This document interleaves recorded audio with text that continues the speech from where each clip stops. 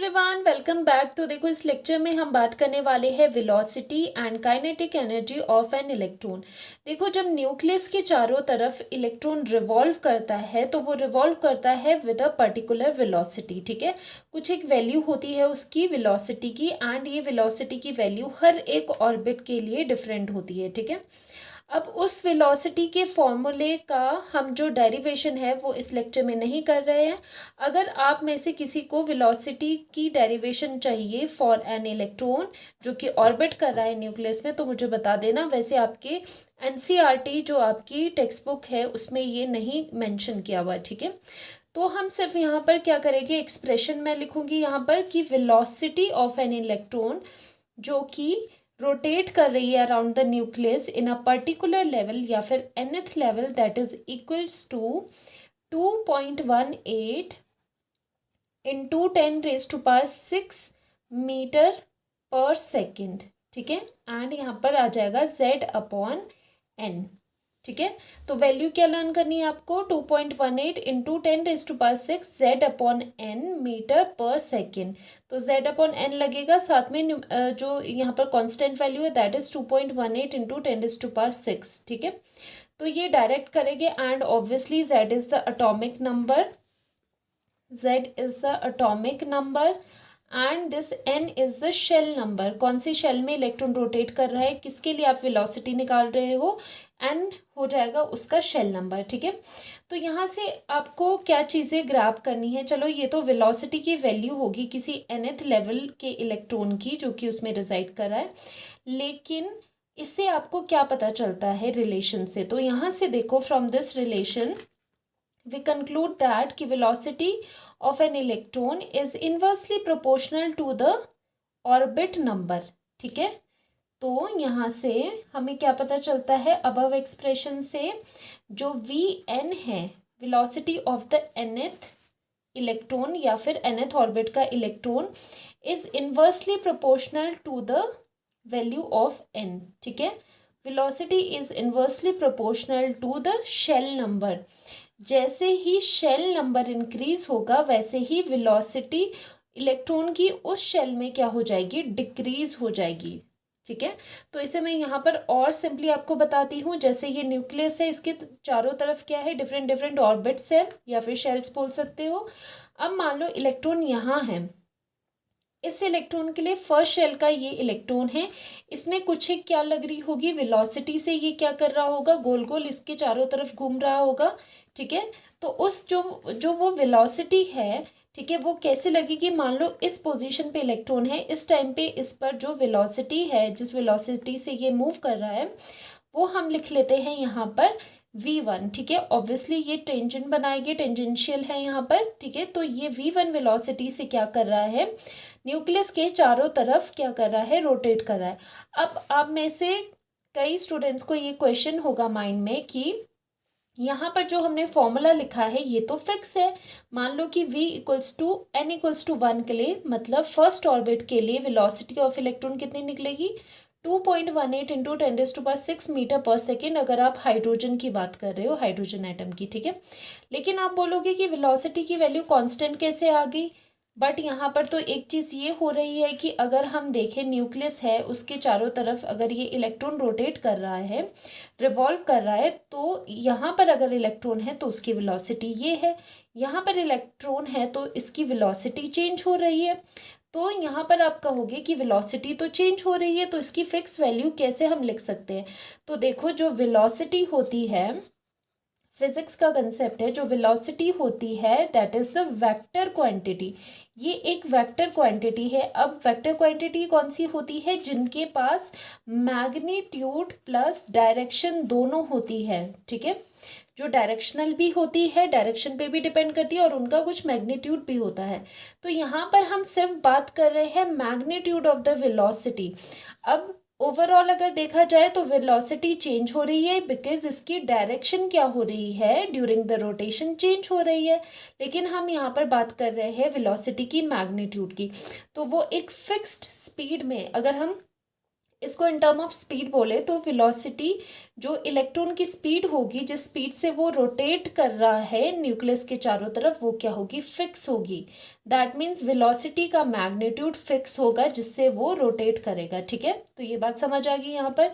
तो first electron के लिए हमने यहाँ पर टेंजेंट ड्रॉ किया जो कि उसकी वेलोसिटी 1 हमने लिख लिया। वैसे ही सेकेंड ऑर्बिट का ये इलेक्ट्रॉन है, थर्ड ऑर्बिट का ये इलेक्ट्रॉन है। ठीक है, इन सभी के लिए मान लेते हैं इसकी वेलोसिटी है v2 एंड इसकी वेलोसिटी आ जाएगी v3। वो भी टेंजेंसी है यहाँ पर, v2 एंड v3। ये v1 v2 v3 हमने तीन वेलोसिटीज यहाँ पर मेंशन कर दी है डिफरेंट डिफरेंट इलेक्ट्रॉन्स के लिए in the different different orbits.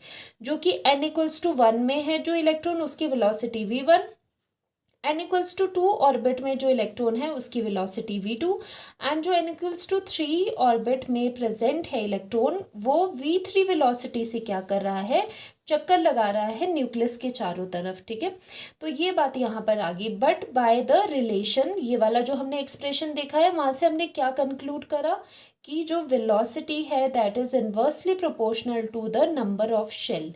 ठीक है, शेल नंबर के इन्वर्सली प्रोपोर्शनल है। दैट मीन्स जैसे जैसे आप शेल बढ़ाते जाओगे, जैसे जैसे आप शेल्स में आगे जाते रहोगे, वैसे वैसे वेलोसिटी ऑफ इलेक्ट्रॉन उस शेल में जो इलेक्ट्रॉन है उसकी वेलोसिटी कम होती जाएगी। जैसे हम यहाँ पर क्या लिख सकते हैं इसके लिए, for this case velocity 1 is greater than v2 is greater than v3। क्यों? क्योंकि ये जो n है v3 के लिए, ये अगर आप बढ़ाओगे तो vn मतलब वेलोसिटी क्या होगी, डिक्रीज होगी। ठीक है, इन सिंपल वर्ड्स, अगर आप न्यूक्लियस से दूर जाते रहोगे तो न्यूक्लियस से दूर जाने पे क्या हो जाएगा, जो दूर वाला इलेक्ट्रॉन होगा न्यूक्लियस से उसकी वेलोसिटी कम होगी। वो कम वेलोसिटी से धीरे धीरे क्या करेगा, न्यूक्लियस के चारों तरफ रोटेट करेगा या फिर रिसाइड करेगा। ठीक है, तो क्या होता है यहाँ पर, ये ट्रेंड आ गया यहाँ पर कि velocity of the first orbit क्या होगी, electron present in the first orbit की जो वेलोसिटी होगी वो सबसे ज़्यादा होगी। और जैसे ही आप दूर दूर जाते रहोगे न्यूक्लियस से, वैसे ही वेलोसिटी क्या हो जाती रहेगी, कम होती रहेगी। ठीक है, तो यहाँ से ये आपके पास एक रिलेशन आ गया। ठीक है, एक यहाँ पर रिजल्ट आपके पास आ गया। अब बात करते हैं काइनेटिक एनर्जी की। इसमें मैं आपको फॉर्मूला नहीं करवाऊंगी। ठीक है, जस्ट हम रिलेशन देखेंगे। काइनेटिक एनर्जी क्या होती है, we know that kinetic energy का फॉर्मूला इज ½ mv²। ठीक है, where m is the mass of the object and v is the velocity, जिस वेलोसिटी से वो मूव कर रहा है।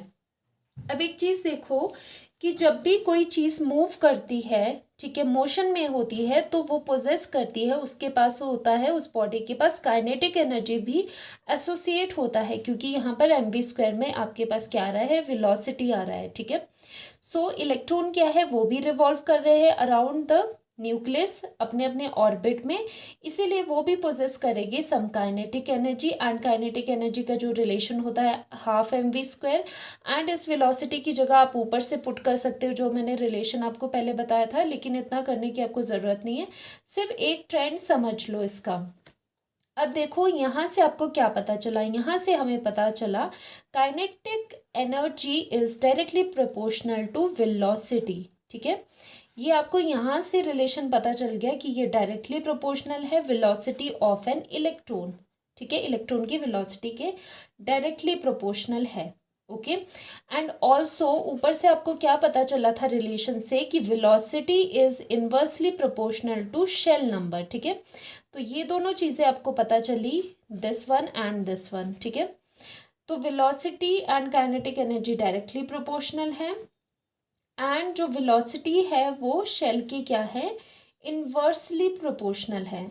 तो क्या हो जाएगा, इसमें भी यही हो जाएगा, जो काइनेटिक एनर्जी है एंड जो आपका यहाँ पर लेवल है, ठीक है, वो भी क्या हो जाएगा, इनवर्सली प्रोपोर्शनल हो जाएगी, बिकॉज काइनेटिक एनर्जी वेलोसिटी पे डिपेंडेंट है एंड वेलोसिटी इनवर्सली प्रोपोर्शनल है एन के।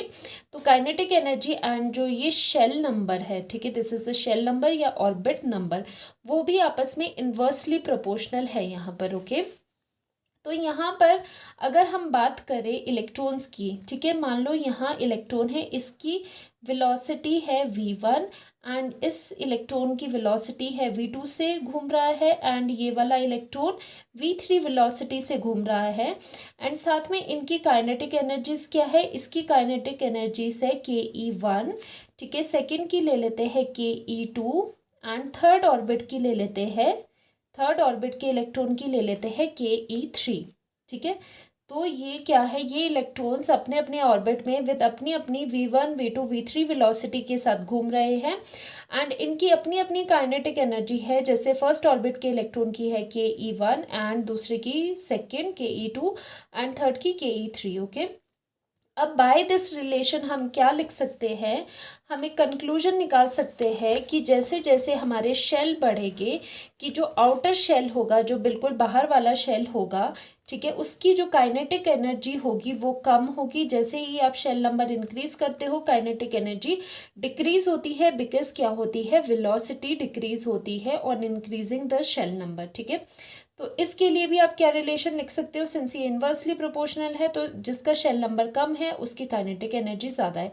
So kinetic energy of the first orbit electron in the first orbit is greater than kinetic energy of the electron in second orbit and kinetic energy of the electron in third orbit क्या होगा, सबसे क्या कहा जाएगा, सबसे कम होगा, ठीक है। तो यहाँ से ये रिलेशन भी आ गया और क्या है, ये रिलेशन बिल्कुल सेम है जो कि वेलोसिटी का ट्रेंड था, वैसे ही काइनेटिक एनर्जी का ट्रेंड है, because kinetic energy and velocity are directly proportional to each other, ठीक है। तो ये छोटा सा टॉपिक था वेलोसिटी पे एंड काइनेटिक एनर्जी पे। तो देखो जो ये वेलोसिटी का रिलेशन है तो ये आपको डेरिवेशन नहीं है, उसमें एनसीईआरटी में नहीं है, फिर भी आपको अगर चाहिए इसकी डेरिवेशन तो मुझे कमेंट सेक्शन में बता देना, मैं कोशिश करूँगी कि अपलोड कर दूँ इसका डेरिवेशन भी, ओके। तो इस लेक्चर में इतना ही है, नेक्स्ट लेक्चर में हम बात करेंगे एनर्जी की, ठीक है, एनर्जी की फ्रिक्वेंसी की। तो मिलते हैं नेक्स्ट लेक्चर में, बाय बाय।